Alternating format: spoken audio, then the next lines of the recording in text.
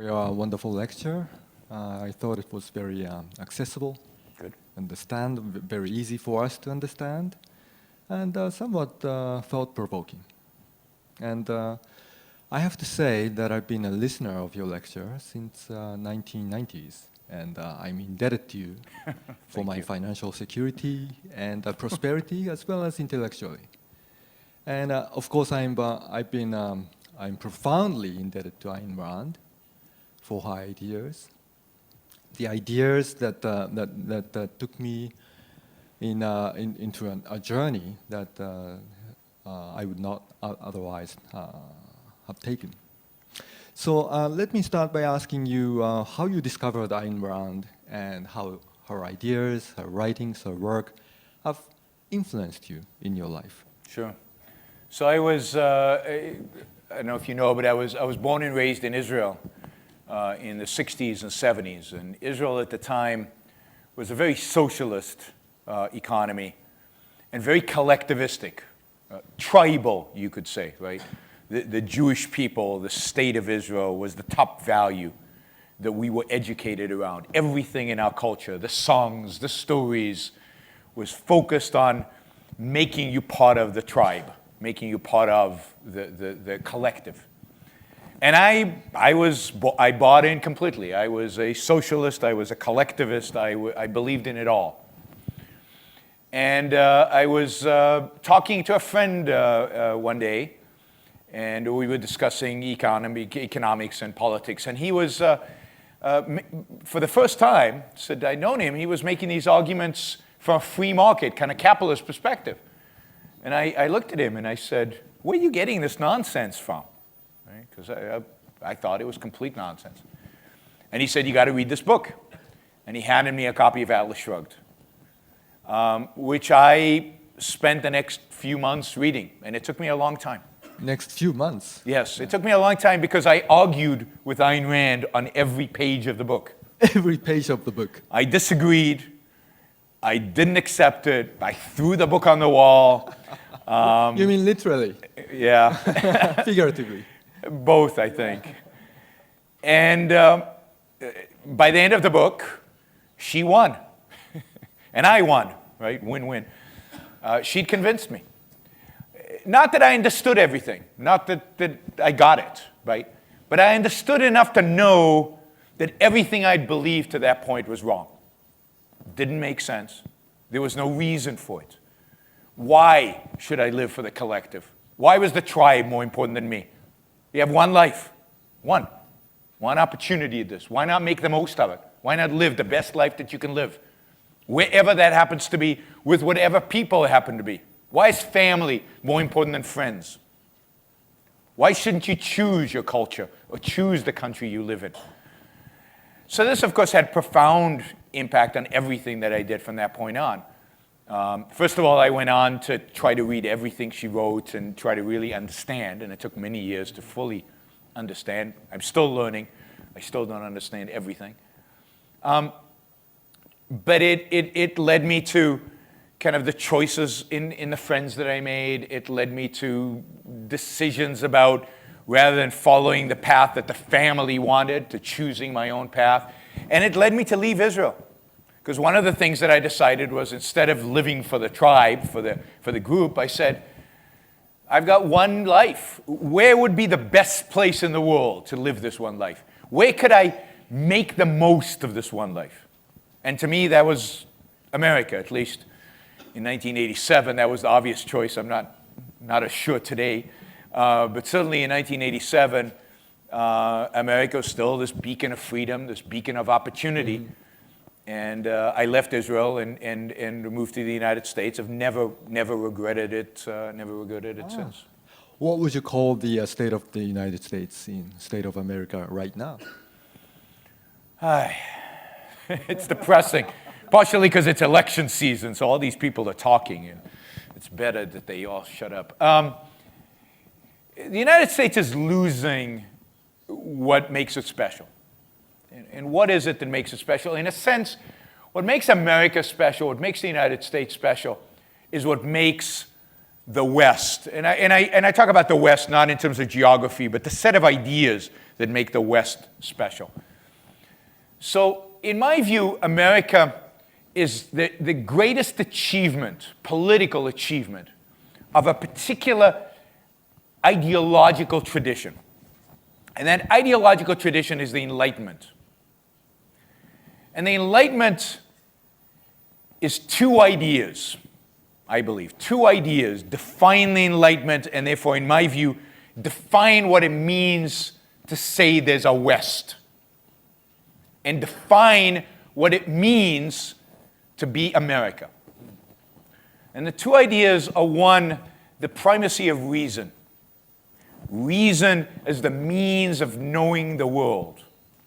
That is a discovery made, if you will, by Aristotle and the Greeks, rediscovered in the Renaissance and flowered during the 18th century, during the Enlightenment. What's the other name for the Enlightenment? Anybody know what the other name for the Enlightenment is? The age of reason. And there's a reason for that, right? It's the age of reason because reason is placed above all else.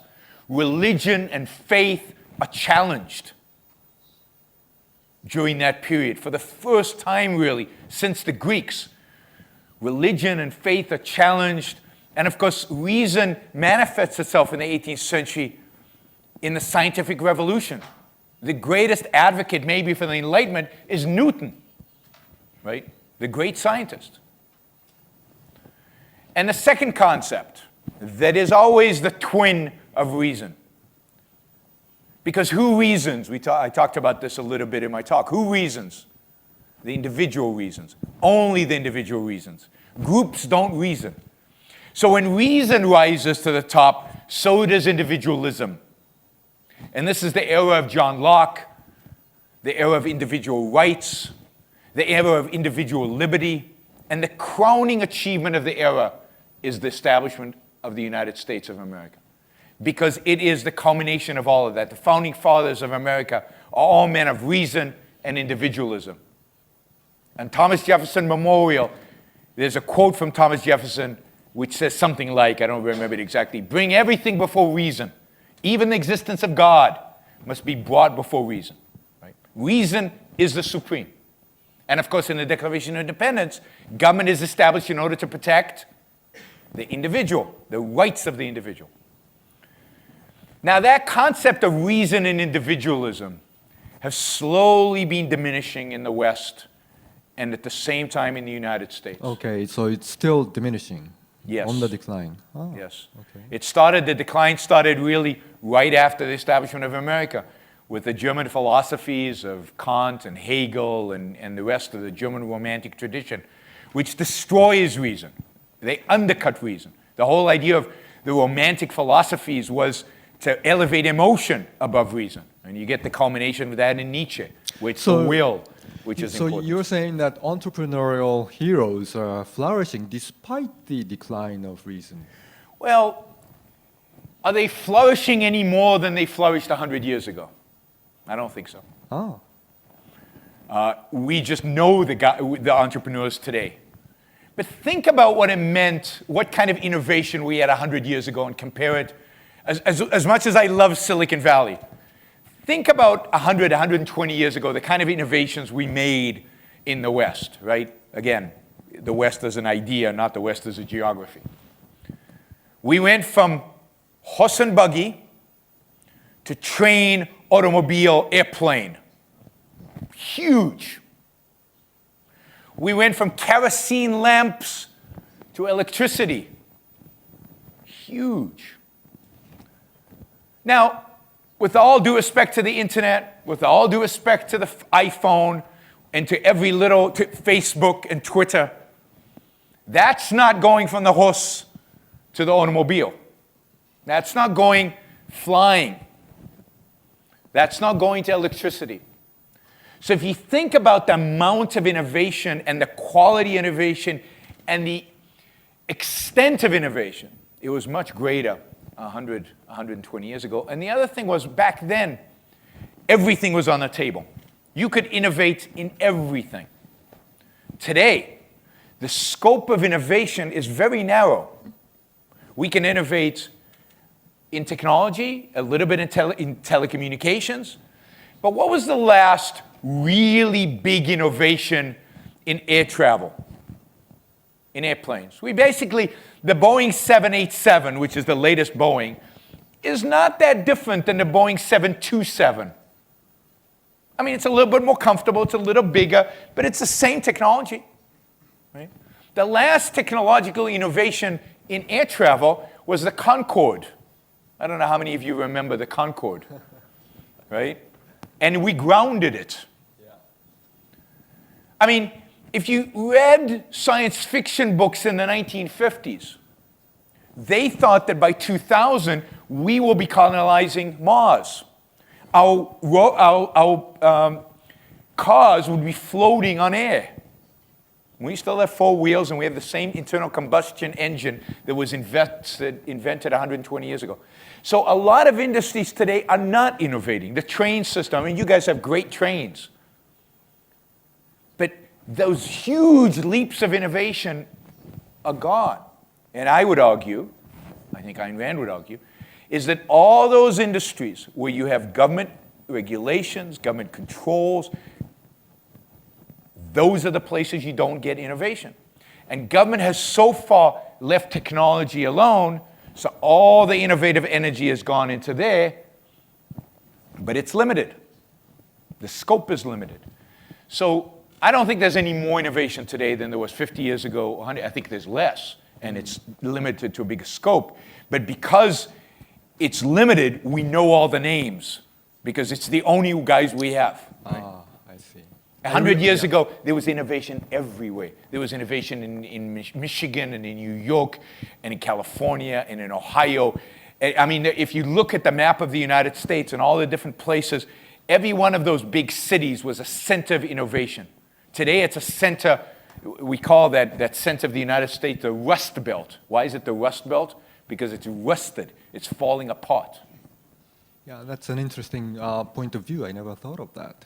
It used to be more ubiquitous, yes. More commonplace. Now it's Silicon Valley, one place. Right. America used to be the land of innovation, the land of entrepreneurs. Today, 2014, and I hate to be negative, but 2014 in America, more companies went bankrupt than were started for the first time since the 1970s. And that's a very, very unusual. It's only happened a few times in American history that more companies go out of business than are created. That's not a good sign. It's not a good sign. I realize that there are people in the audience who are familiar with or even knowledgeable about business innovation and the recent economy. And why don't we open ourselves to a few questions from the floor? Yeah. Questions? Don't be shy. I'd like to ask, not about the economy exactly, but about Ayn Rand's context of philosophy. Can you explain a little bit what made her unique in the history of philosophy? So the question is, what made Ayn Rand unique in the history of philosophy? So I think the first thing that is unique about Ayn Rand, at least in modern philosophy, is that Ayn Rand was what we called a system builder. She had a comprehensive philosophy. She had something to say about metaphysics, epistemology, ethics, politics, and even aesthetics, even the arts. Very few philosophers in all of human history have had that. Plato, Aristotle, Immanuel Kant, and that's pretty much it in terms of having a comprehensive philosophy about everything. She also innovated in every single one of these. She had something new to say about metaphysics, about epistemology, about ethics, about politics, about aesthetics. She, I think, is the first philosopher to have the system integrated around the idea of reality as existing independent of consciousness. Reality is what it is. The things out there are there. And the idea that we can comprehend that reality using our reason. And that really is the theme that goes throughout her philosophy. Because you think about her ethics. Her ethics is about using our reason to enhance our own life. And she's the first philosopher since Aristotle to say that the purpose of ethics is not to sacrifice to others, but to lead a flourishing, successful life for ourselves. All philosophy, almost all philosophy, with maybe the acceptance of Spinoza, all philosophers since Aristotle, again with the exception of Spinoza, all focused on morality as living for others in one way or another, sacrificing. Virtue was about how you would sacrifice to other people and who to sacrifice to. Rand is the first one since Aristotle to really bring back the focus on self, on how to make yourself, virtues and values for the purpose of living the best life one can live. Human flourishing, human success. And that's really the core of her ethics, reality of her philosophy. Reality, reason, egoism or self-interest. Right? Everything else is derivative from that. Does that capture what you were looking for? Good.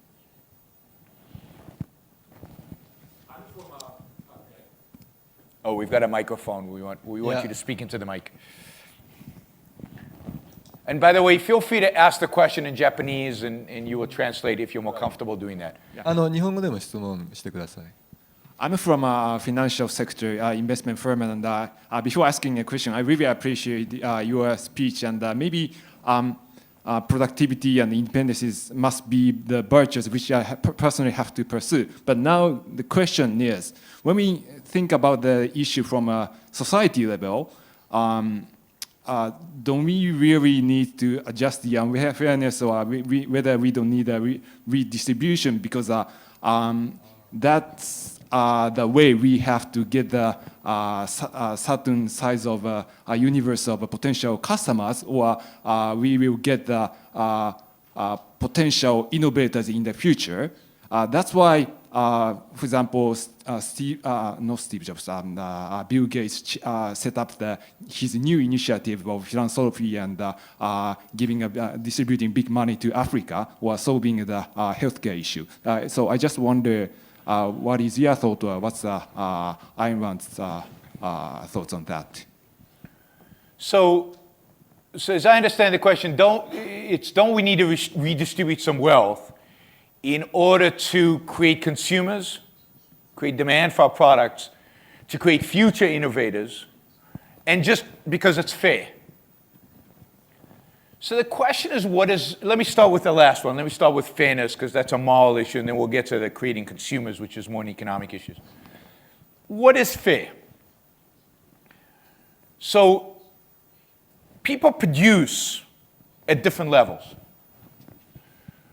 Some people change the world, and some people make enough to be able to feed themselves, and some people don't work at all and don't produce anything.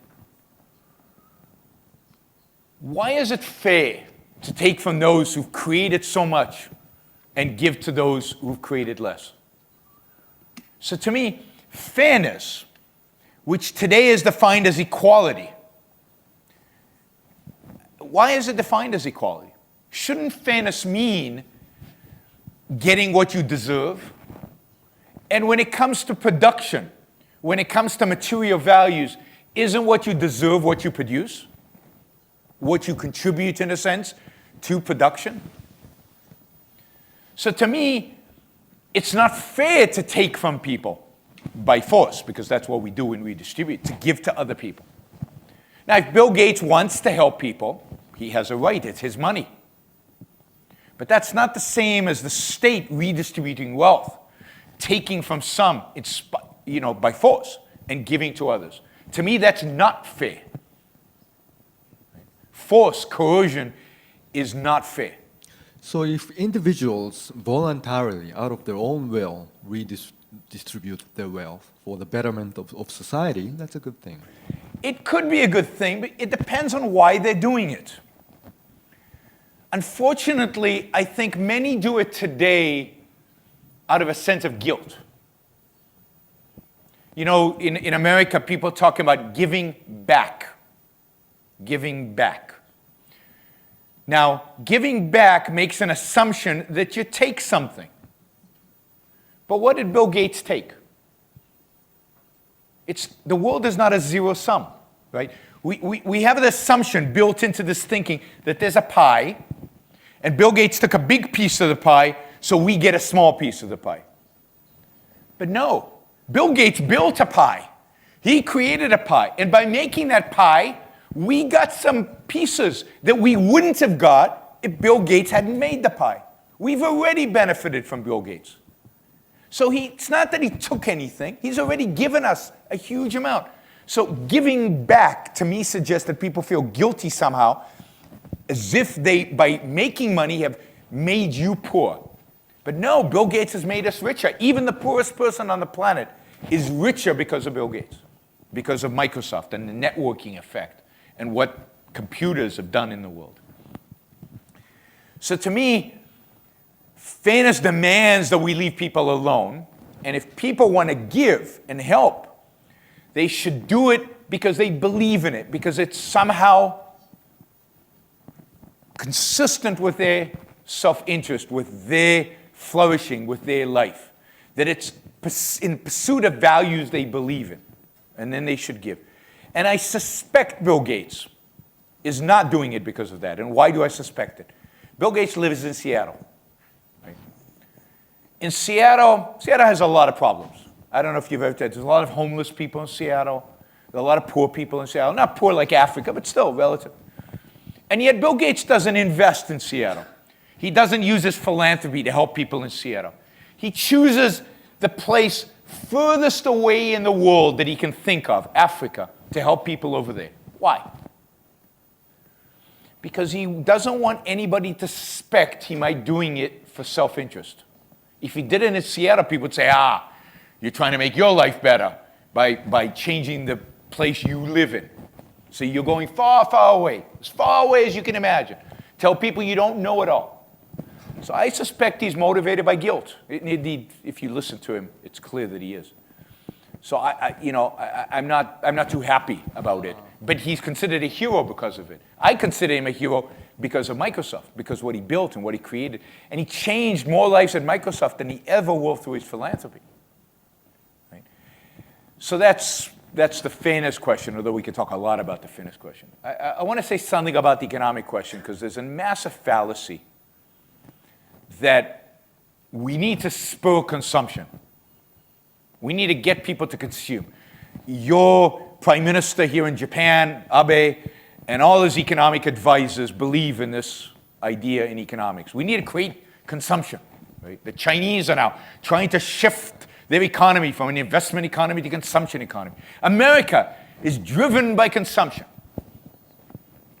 I don't know if there are any economists in the room here.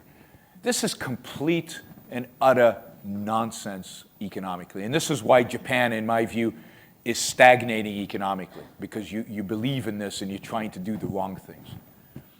Think about it this way. In order to consume, what do you have to do first? You have to produce so that somebody pays you for that production, so you have money so you can go and consume. Even if you're receiving a check from the government, where does the government get the money to give you so you can go and consume? It has to take it from somebody who's produced something. So at best, consumption can only be 50% of the economy, because every dollar that is consumed has to be first produced. A dollar represents production, or yen represents production. But that's not even true, because production is multiple layered. And everything that's consumed has to be produced by somebody. And there are many more steps in production than on consumption. Consumption is one step. Buy the ice cream, eat the ice cream gone. But making the ice cream is a multiple step. There's a cow somewhere. It has to be milked. The milk has to be transported somewhere. The milk has to be converted into ice cream. Think of all the jobs. Think of all the steps. All the production that has to happen to make one piece of ice cream so you can make it disappear like that. Consumption is destruction. Consumption is destruction. So if you want to spur economic growth, if you want economic success, you don't want I mean, consumption happens anyway, right? It's not hard. Just put any person in a mall, they're going to consume. Consumption is not hard. If I know that I have the money to consume. What's important is jobs. What's important is production. What's important is entrepreneurship. What's important is innovation. If you want a thriving economy, what you need is to spur investment, to spur saving, but saving not that sits like in Japan in government bonds, right? You have 220% debt to GDP, right? The highest in the world, or at least in the productive world, if you will. It's sitting in government debt, right? And government only consumes, government doesn't produce. What you want is those savings going into production, going into investment, going into job creation. What you want is to shrink government and spur the private sector to invest and produce, and then people will consume because they'll know they've got a job, they know there's a future, they'll know they've got income, and consumption is easy. I mean, who doesn't know how to consume? You don't have to think too hard about consumption, but production, that's hard. But that's all economic policy, and I don't believe government should have any economic policy because I think government should be separated from economics. But to the extent we have a government that's involved in the economy today, it should be geared towards production, not about consumption.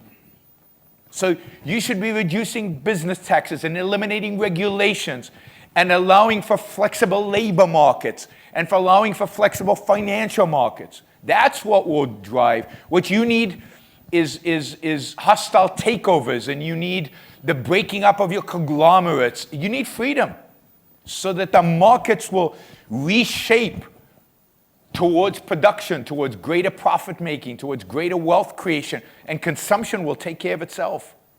But when you consume, production doesn't take care of itself. So the whole economic policy is based on a mistaken assumption. Yes, it's basically everybody in the world today is a Keynesian, and Keynes was wrong from beginning to end, and completely wrong. And it's interesting it's interesting why we're all Keynesians. In 1972, I think it was 72, 73, something around there, Richard Nixon said, we're all Keynesians now.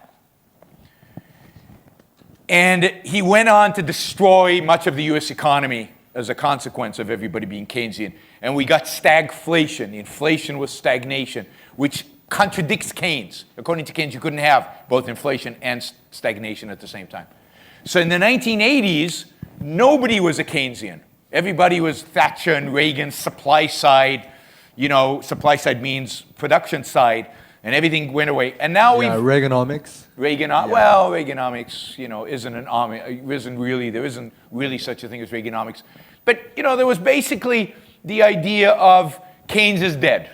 And in the 1980s, we declared Keynes is dead. And now, he's back and alive. And why is that? This is my theory. So who knows? If it's mine, if it's Ayn Rand, it's pretty good. But if it's mine, it's a little dubious. But my theory is this: Keynes is the only economist to justify a big state. So whenever the state wants to grow and take on more power, they adopt Keynes.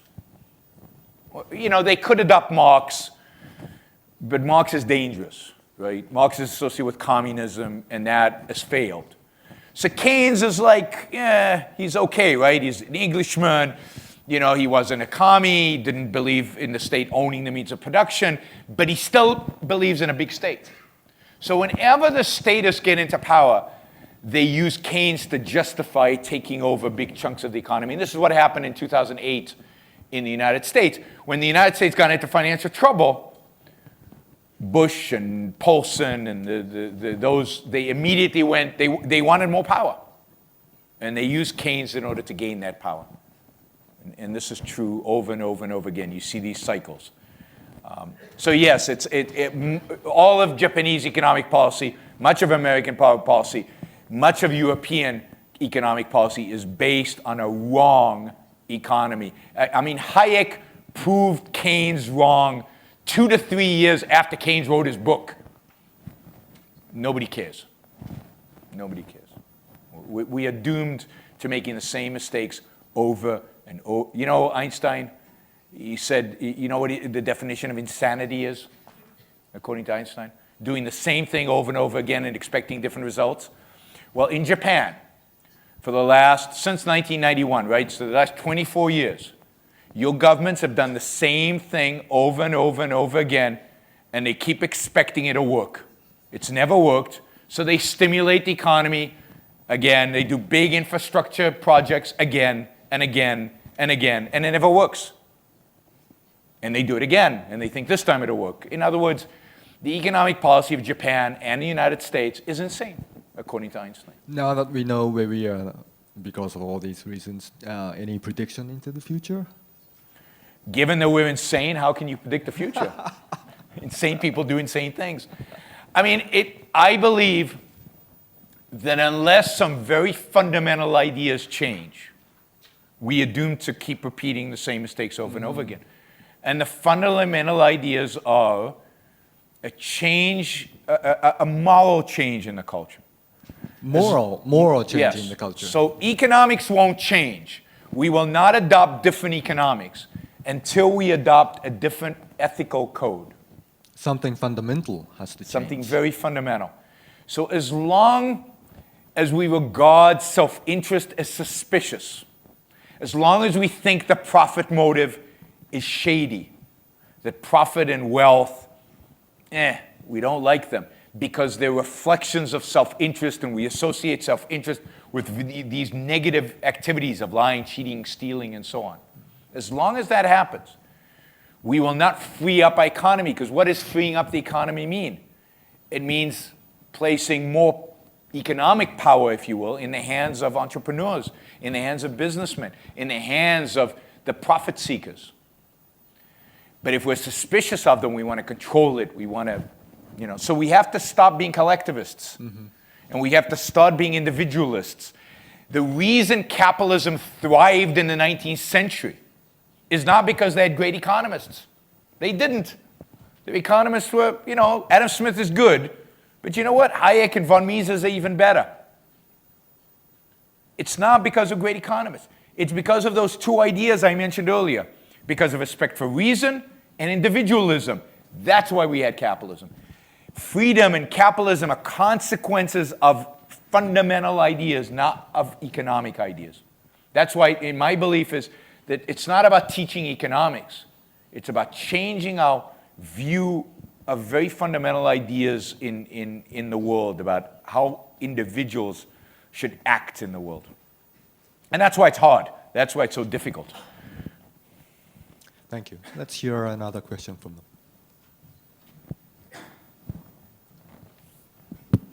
すいません、ありがとうございました。稼ぐ美徳っていうテーマだったんですけど、さっきの話だと自分の人生で最高に生きることに頭を使った人が、今稼いでる。で、みんなそういう人生を送りたいと思っているけども、そういうものを追い求めない人と、追い求めた結果成功する人がいると。で、そこの違いの思考だったり思想は何かっていうのを。What exactly is the difference between these two types of people? So, you're making an assumption that everybody wants to make the best of their life. And I don't think that's necessarily true. Or at least I don't think that a lot of people think about what will make the best of their lives, because we're not taught to do that. We're not taught to think about ourselves. So my mother, when I was growing up, told me, think of yourself last. Think of other people first. That's what most of us here in Japan are taught too. Everywhere. Yeah. Everywhere. Think of others first. Think of yourself last.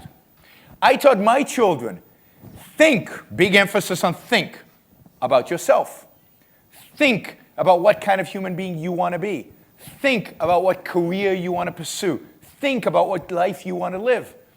But if we don't teach that to people, they don't know how to do it.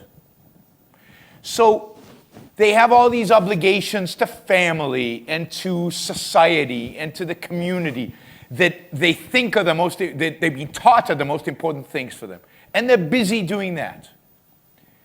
And very few people stop and say, I want to live a great life. How do I do that? Now, what happens at some point in America, I don't know about here, is they feel unhappy.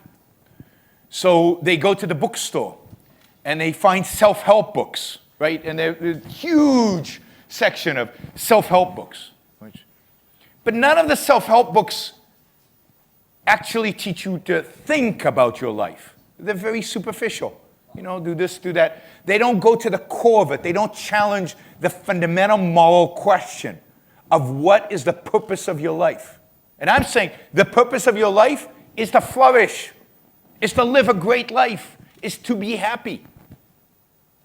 But nobody, we take happiness, yeah, we all want to be happy, but nobody takes it seriously. The science of happiness. How do we become happy? What are the steps to being happy?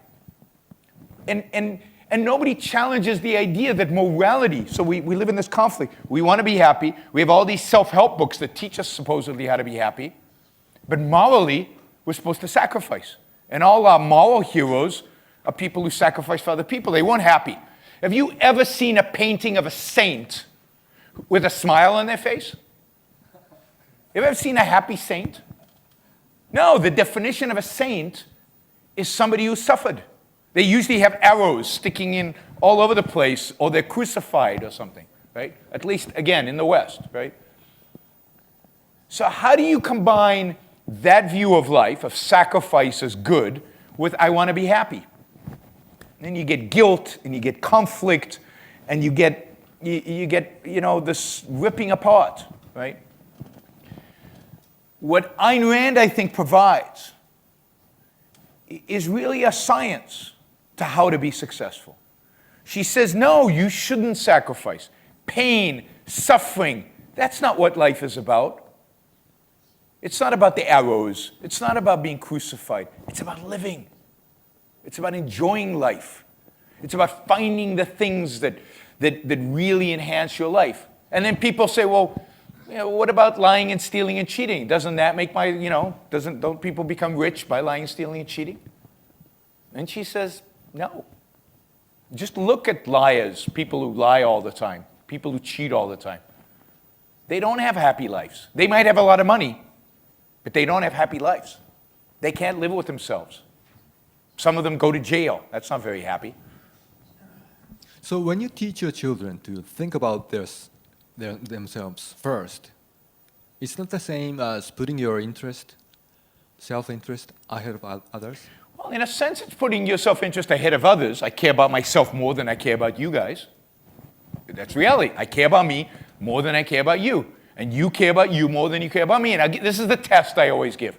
And this is a test that works even for the most altruistic, collectivistic people. I say, 2 kids are drowning. One of them is yours, one of them is the neighbor's. Who do you save first? Your own. Everybody saves their own child first. And I'm proud of that. Most people feel guilty about it. Because according to the morality out there, you should sacrifice. You should save the neighbor's kid and let your own kid drown. But no, we save our own kid first. Because the fact is, we do, at some deep level, care about ourselves more. But then we feel guilty about it. I say, why the guilt? But that's different than saying, in order to pursue my self-interest, I'm going to destroy you. I'm going to sacrifice you. I don't care about you. No. Ayn Rand said, you shouldn't sacrifice to other people, and you shouldn't ask other people to sacrifice for you. The way to deal with other people is what she called the trader principle. What you want in life are win-win relationships. Did you say trader principle? Trader. Trader. From trading. Win-win. So think about a trade. When I buy an iPhone, I pay, $300 for this. How much is it worth to me? More than 300. Otherwise, I wouldn't have bothered. So I'm benefiting from, I give up $300, I get something that's worth more than $300. How much is it worth to Apple? Less than $300. They're making a profit. So they won, and I won. Win-win relationship. Trade is win-win. At least we enter trades with the intention of win-win. Sometimes we make a mistake, right? But we enter the trade with a win-win intention. All human relationships should be like that. Your love relationship, right? Friendship, love. You want it to be win-win. If one party is sacrificing to the other, not going to last very long. And love, think about love. Love is the most self-interested of all emotions. Why do you love somebody? Because they make you feel good. Because they're a projection of your values. And yet, we're taught that love is selfless. Really? So imagine the day before your wedding. You go up to your spouse-to-be and you say, I'm not getting anything out of this. This is completely selfless. This is a massive act of sacrifice. I'm marrying you as a sacrifice. I mean, she'd slap you in the face and walk away.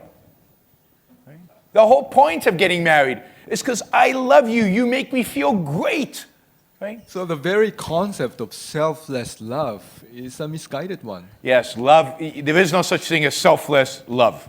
You can be selfless and you can love. You can't combine the two. And being selfless is hard. We need to be trained to be selfless. But that's what our educational system does. It tries to train us to be selfless. So the educational system, the whole society is teaching us to be more selfless, Why? less selfish. Who has an interest in us being selfless? Who has an interest in us sacrificing? Who has an interest in us caring more about other people than ourselves? Yeah, but those who don't want to produce don't have power. What's that? Whoever demands a sacrifice. And who demands a sacrifice? The guys who have the power. The chief of the tribe. The witch doctor of the tribe. Right? And this is the gimmick, right? You should live for the tribe, for the public good, for the common interest. And I say, but I don't know what the public good is. What do you mean by the common? Don't worry. I, as head of the tribe, I channel, I commune with the spirits to tell you what the common good is. I know what's good for the tribe, so follow my orders. Altruism, the idea of living for the sake of other people, the idea of the primacy of the group over the individuals, are the way in which we are controlled by the people who want to control us, by the power lusters, by the dictators, by the witch doctors, the witch doctor being the religious leaders, because they are the only ones who know what true is, what right is. And then we need to follow. Right? And God forbid you be an individual, because you might challenge them. And this is why they always burn at the stake the innovators. They always destroy the independent thinkers, because they are a challenge to their authority. Individualism, this is why individualism comes out of reason, because the idea is that it's not the Platonic philosopher king who reasons, right? According to Plato, only some people, the philosophers, know the truth. We all live in a cave. We only see shadows. We don't see reality as it really is. So we need the guidance of the experts, the guidance of the witch doctors to tell us how to live. And that serves the interest of the witch doctors.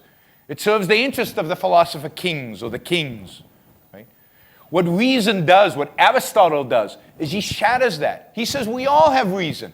We all see reality as it is. We don't live in the cave. We don't see shadows. We're seeing the light. Every one of us can reason. So we don't need the witch doctor.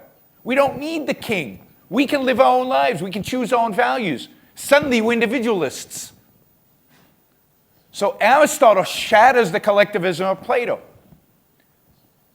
There's a wonderful book called The Cave and the Light. The Cave and the Light, published a couple of years ago, which shows a point that Ayn Rand made a long time ago. But this is the first book to really illustrate it, if you will. It shows that all of the history of Europe and the West is really a battle between the ideas of Plato and the ideas of Aristotle.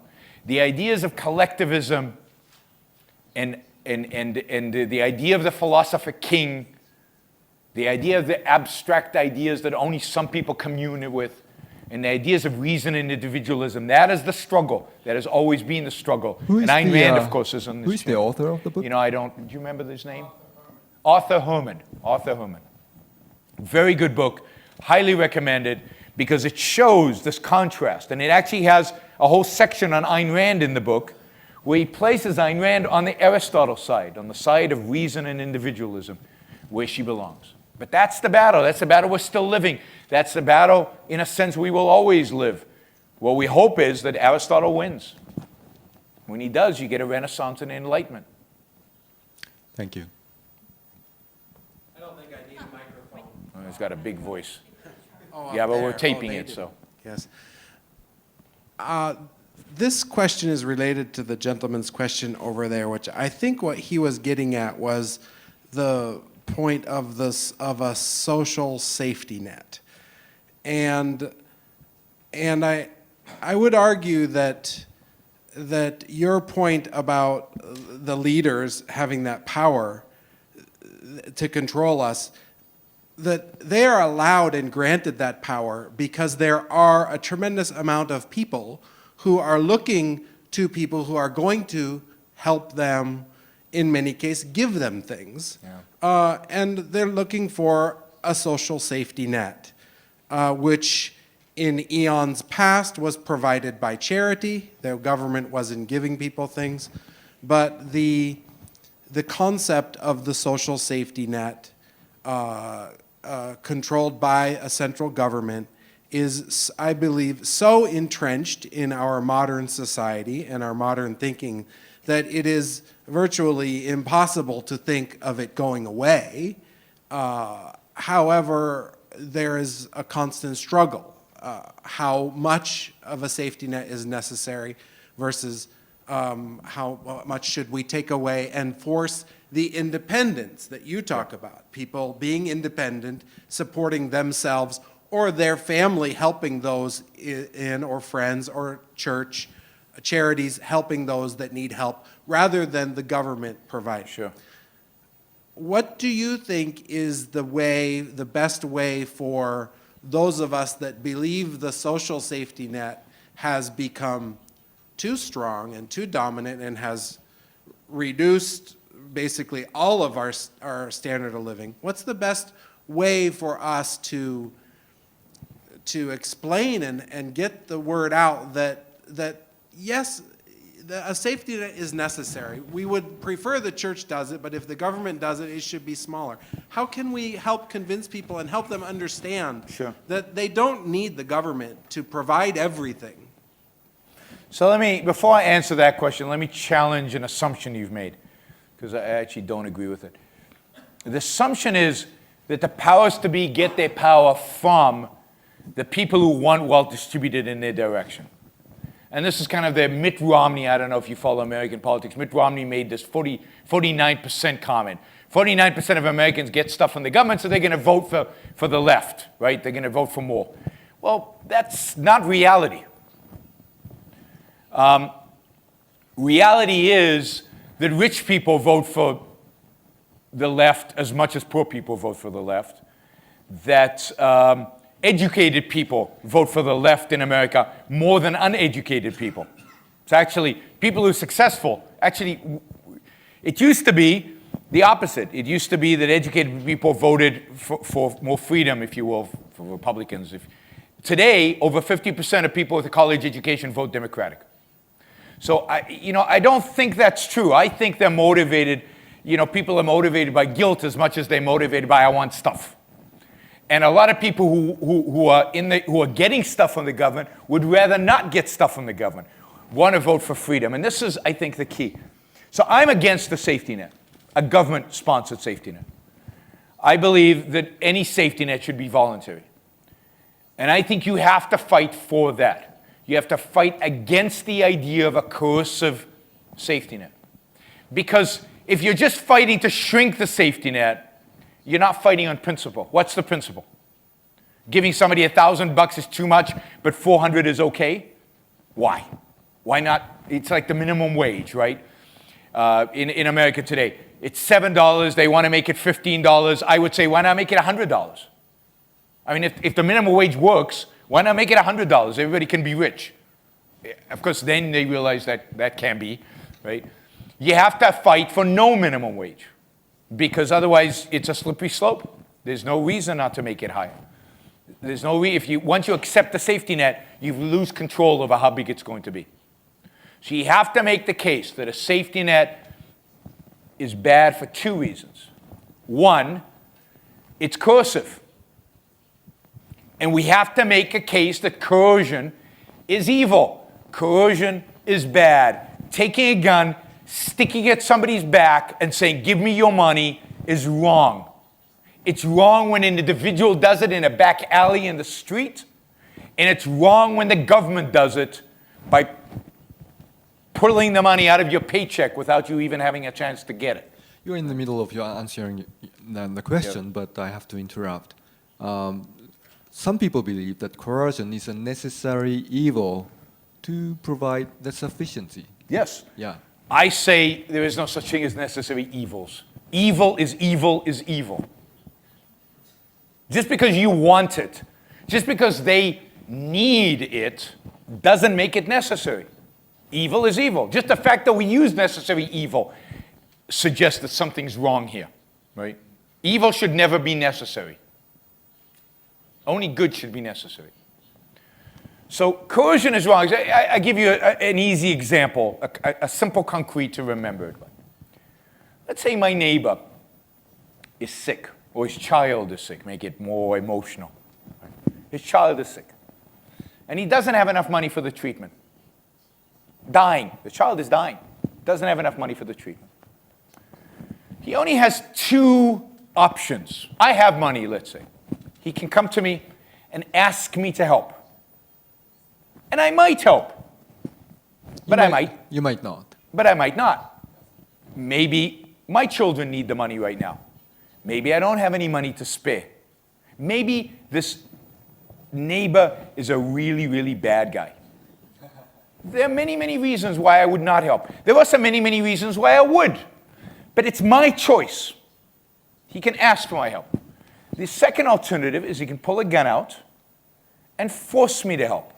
Now, if he literally did that, we would say he's a crook, he's a thief, even though the cause might be good. We would say, that's wrong. You can't pull out a gun and take my money. And we would put him in jail. But this is, now he pulls a trick. It's a mind trick, right? He goes to all the neighbors and he says, I want his money. Let's vote on it. And we vote. And 51% of the neighbors say, yes, we should take his money. And now when he pulls the gun at me and takes my money away, now it's okay. We took something that's clearly immoral, clearly wrong, clearly identifiable as theft, and by voting, turned it into something that's okay. So democracy is actually used or abused for illegitimate reasons. Democracy has always been abused to violate the rights of an individual in the name of the majority. Think back again to Greece. Think of Socrates. Everybody know Socrates, the great Greek philosopher? Everyone. Walked around town and used to ask young people questions, right? The dialogues. If you've studied Plato, you know the dialogues. And he was corrupting the youth. He was challenging the ideas of the elders. He was challenging religion. So the people in Athens said, ooh, this is bad. We don't want Socrates challenging conventional wisdom. We don't want Socrates challenging religion. We need to silence Socrates. So they got together and they voted to silence Socrates. Now, what's the only way you could silence a philosopher like Socrates? By killing him. So they voted to kill him. Right? So that's democracy. Full democracy is when the majority is controlling the individual. where the majority imposes itself on the minority. Now let me give the second reason. I still owe you another reason to argue against. So one is that coercion is evil.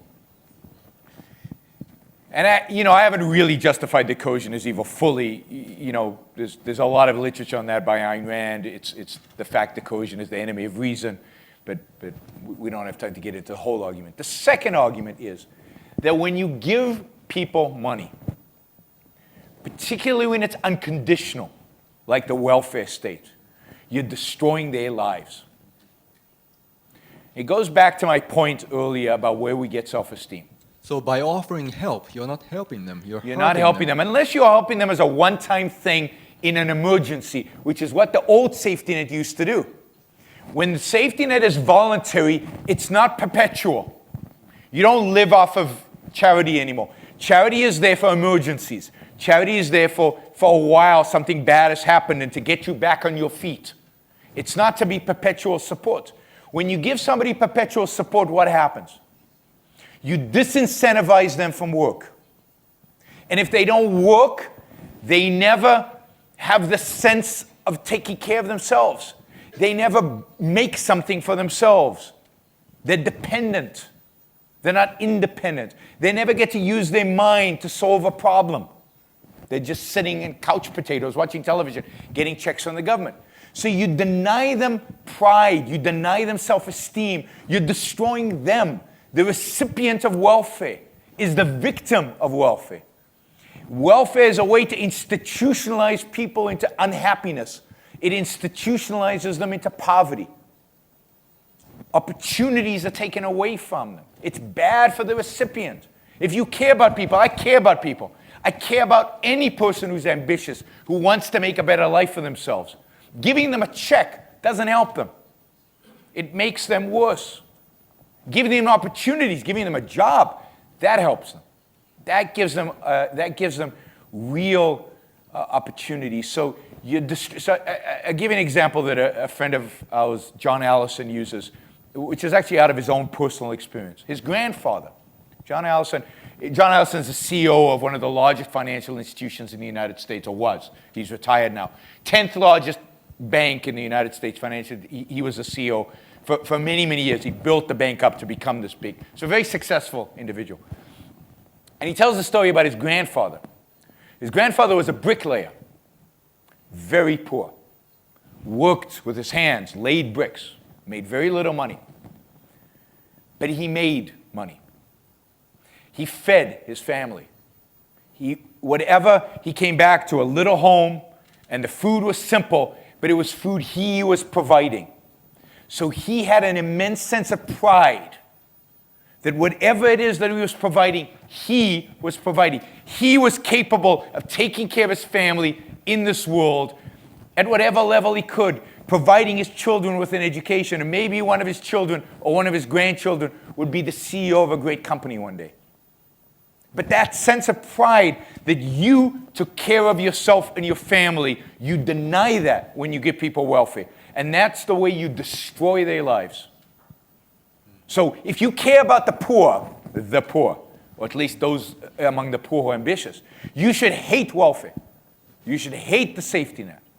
It doesn't help them, it destroys them. So you're totally against the very idea of coercive social safety net or welfare, because it destroys productiveness and perpetuates dependency. Yes, and I would say that even if it was voluntary, but it was the same thing, it was perpetual, I would be against it. I would be for charity that helps people in emergencies, or that helps people who really can't take care of themselves. They're sick, or they were born with some lack of capacity that makes it impossible to take care of themselves. But that's a fraction of a percent. Most people can take care of themselves. And then they need help to get back on their feet when something bad happens to them. That's the kind of charity that is helpful to human beings. Thank you. And the back.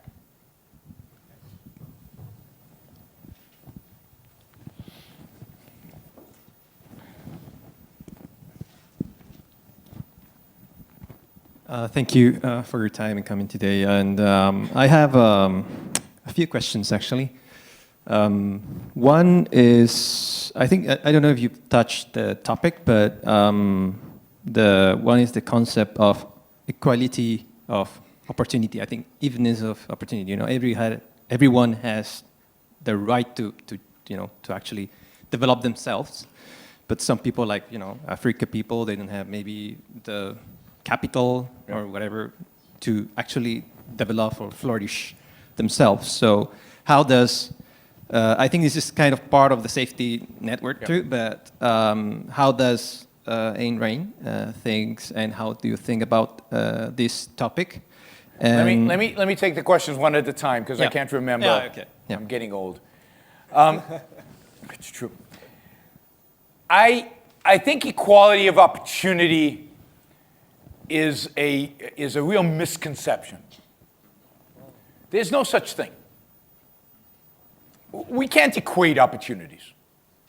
Right? Some of us go to good schools and have well-connected parents, and others don't. And the only way to try to make it a little bit more equal is by denying some people opportunity for the sake of other people.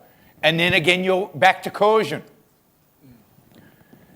So what I'm for is a different type of equality. I think the only type of equality that means anything, that is real. Anytime you think we want equality of X, and you know that equality of X is impossible, metaphysically impossible, because we're all different, something's wrong with the statement equality of X. What equality is possible? The equality that the founding fathers talk about in the Declaration of Independence, where all men are created equal.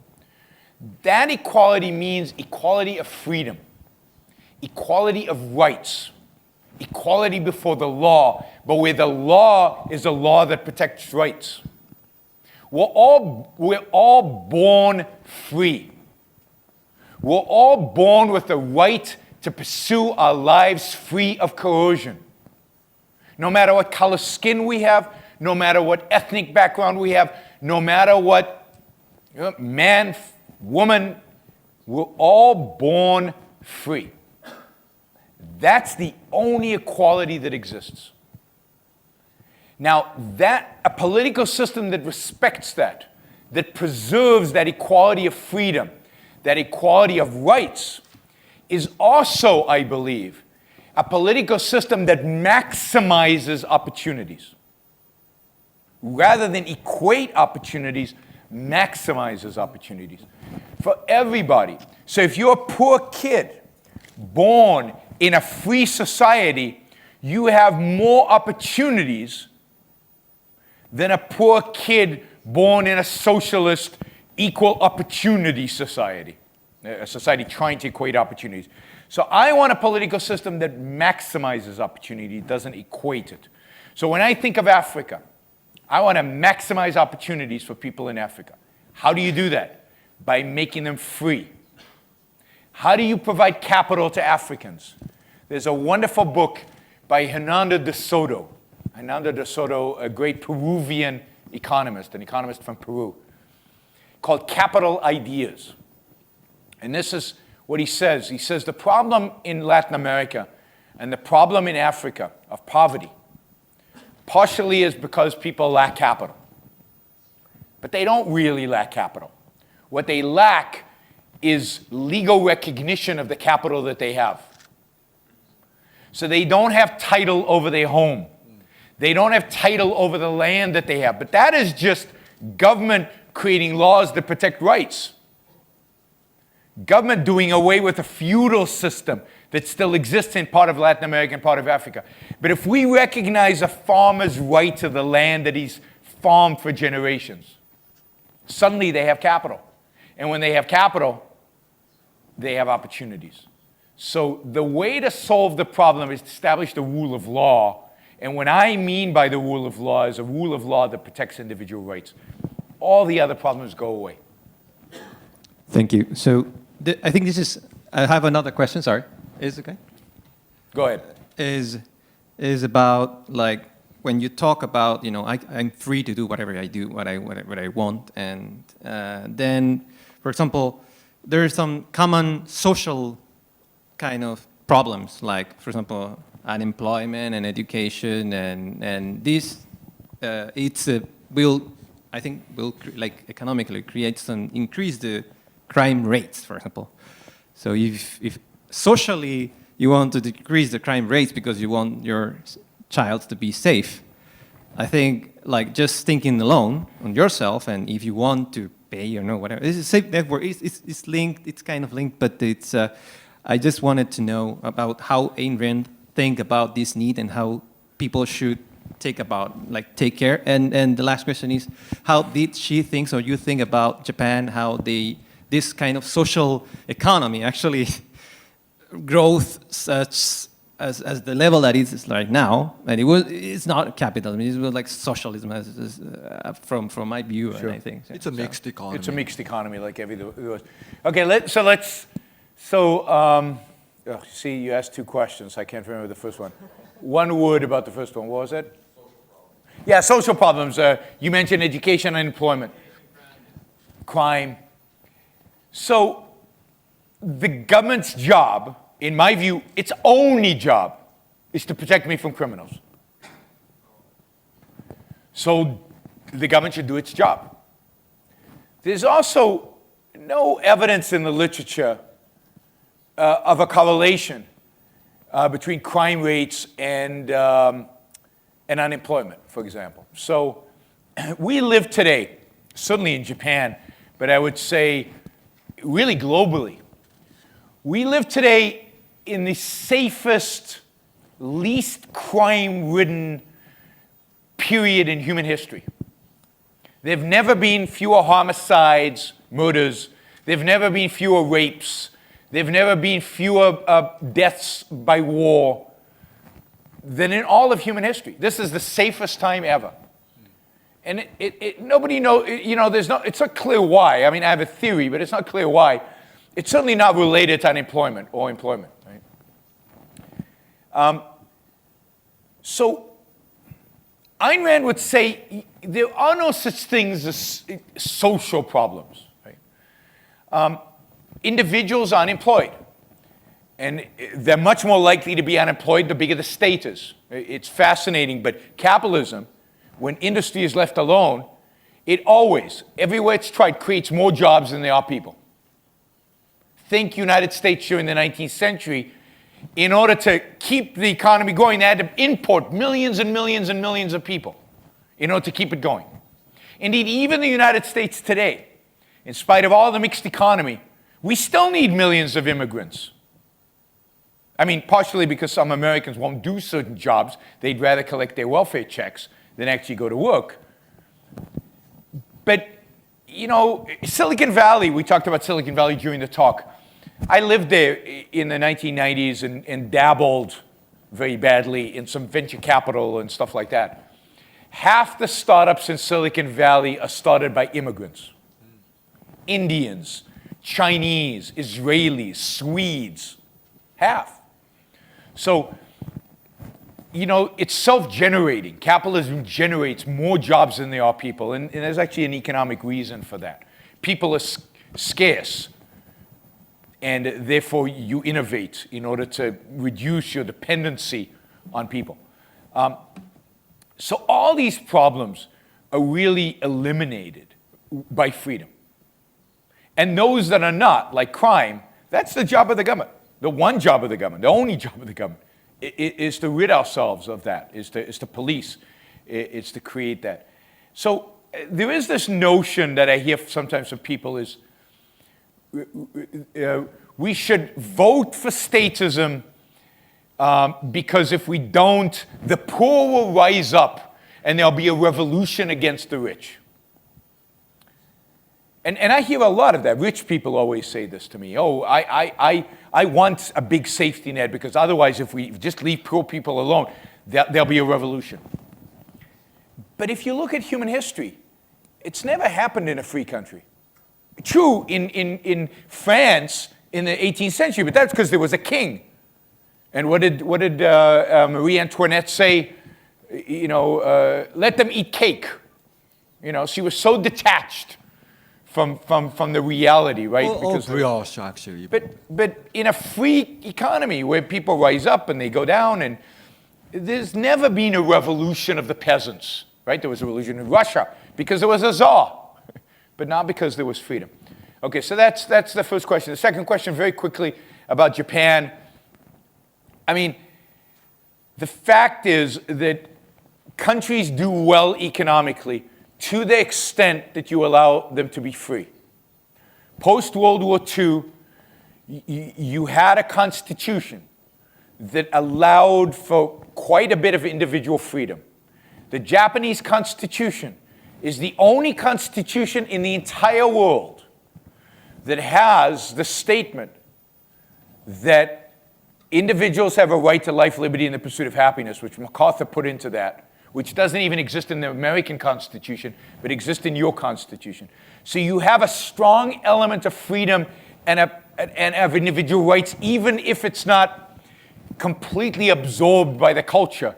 It's there in the legal code to some extent, so that you've had a lot of freedom, and therefore you've done well economically. To the extent that you reduce that freedom, you stagnate. And that's what happened to some extent over the last 20-something years. And the same is true everywhere. When you allow the Chinese a little bit of freedom, boom, they explode with economic growth. When you allow Thailand a little bit of freedom, they create economic growth. When you reject it, they shrink. So it's all connected to how much. Imagine how rich you would be here in Japan if you really were free economically, if the government really stepped back and allowed you to produce and allowed you to Schumpeter's creative destruction. If that were allowed in Japan, wow, you would be so rich. It's harder for us to imagine how rich. We're so rich today in spite of the mixed economy, not because of it. I realize we only have a few minutes left. I think That'll we've got be a the question in the back there. last question. Yeah, I know that the time is almost up, so let me ask you a quick question. My question is about the speculation in the financial market, or what do you think of people who are playing money game? Because I know that the investors like Midas Milligan in Atlas Shrugged are very important because they help create values by investing money on the promising projects and productive entrepreneur or great innovation ideas. But some people invest money just for money. So what do you think of that kind of people? Great So, question. I mean, the fact is that people who invest money without contribute anything, so dumb money, just to try to speculate, lose it. So they don't survive in the financial markets. The financial markets are very survival of the fittest focused. And what does it mean to be the fittest? It means that you're adding value. Now, how do you add value, let's say, in the stock market? You're not doing like Midas Mulligan, giving money to entrepreneurs. You're just exchanging in the stock market. But somebody like Warren Buffett adds value. What is the value he adds? It's the knowledge of what the real value of the company is. And when he buys it, he's affecting the price. And by affecting the price, he's making the price signal more efficient, which affects the allocation of capital throughout the economy. So financial markets, in my view, are the most important markets in an economy because they signal not just whether entrepreneur X gets money or entrepreneur Y gets money. They signal which industry should get money or capital and which shouldn't. Which industries are on the rise and which industries are on the decline. They signal and therefore determine the allocation of capital throughout an entire economy. So if you're a hedge fund, people say, oh, hedge funds are not productive. No, hedge funds are incredibly productive because they're trying to evaluate and determine whether the price signal is accurate. And they're trying to make it more accurate by including the information that they have that nobody else has into the price. They're long some stocks and they're short other stocks. And shorting is terrific. I love shorts because the shorts are saying this stock is overvalued. People think it's more valuable than it is. And if they're wrong, they're going to lose a lot of money. I mean, you can lose, I don't know how much you guys know about finance, but when you short a stock, you borrow it and sell it, you can lose an infinite amount. You can only double your money, but you can lose an infinite amount. I can speak from experience. I've lost an infinite amount shorting, or close to an infinite amount, a lot of money. So I'll give you, I once shorted a stock it was somebody else's money, $250,000, and I lost $1 million on that investment. That's pretty crazy. An investment of 250 and you lose $1 million. That's what happens with the short. So what these people are doing is they're confident that something's overvalued. And by doing that, they're pushing it down. So imagine you running, let's say it's 1910, and you run the best buggy company. You know what a buggy is? It's what the horses pulled, right? You run the best buggy company in the world, and your stock is way up there. And I run a hedge fund, and I notice Ford and all these other guys building automobiles. And I'm saying, you're not going to survive. But you don't know it because you haven't noticed those guys. And I short your stock. And by shorting your stock, I'm starting to drive it down. And maybe it causes you as the CEO of the company to say, what's going on? Why is my stock going down? And you look around, oh, there's an automobile company. I better retool. I better look for a different job, right? And the bankers are looking at it and saying, why is the stock going down? Oh, there's an automobile business there. Maybe I shouldn't lend these guys any more money. Maybe I should shift my resources. So the stock price signals to the world, this is a dying industry. This is an industry on the rise. So it's an incredibly productive activity, incredibly important activity. And I admire, my view is, in a capitalist economy, the most productive and the most important people are the financiers, because they make possible everything else. Steve Jobs can't start Apple without Midas Mulligan giving him that first check. And there was a Midas Mulligan, right? Giving him that first capital. You can't imagine a biotech company that for 10 years doesn't have a product. It's a classical biotech company, 10 years. Somebody is willing to risk their capital for 10 years, might never get a return, might go to zero. And yet all these workers, the lab workers, the scientists, all get paid in the meantime. They're not willing to take the risk. They get paid. So without the capitalist, the scientists don't get paid, the janitors don't get paid, the workers don't get paid. The capitalist makes it all happen. This is why it's called capitalism, because it's the core. It's what it means. So the financier is the engine of capitalism, or I like to call it the heart of capitalism, and the circulatory system of capitalism. It circulates the blood, the capital. That's the financial system. So it's incredibly productive. But people who are not productive but are just playing finance, they lose their money very quickly. It's just like playing roulette. You might win once, you might win twice, but if you keep playing, you'll be wiped out. Thank you, Yaron. Thank you all. Thanks for staying up so late. Come again to Tokyo. Be happy to. Thank you. Thank you very much, Dr. Brook. And これにて講演会稼ぐ美徳とアメリカの起業家精神を終了とさせていただきます。皆様、ヤロン・ブルクさん、田村陽一さんにもう一度大きな拍手をお願いいたします。ヤロンさん、田村さん、本日はどうもありがとうございました。Please pick up some books on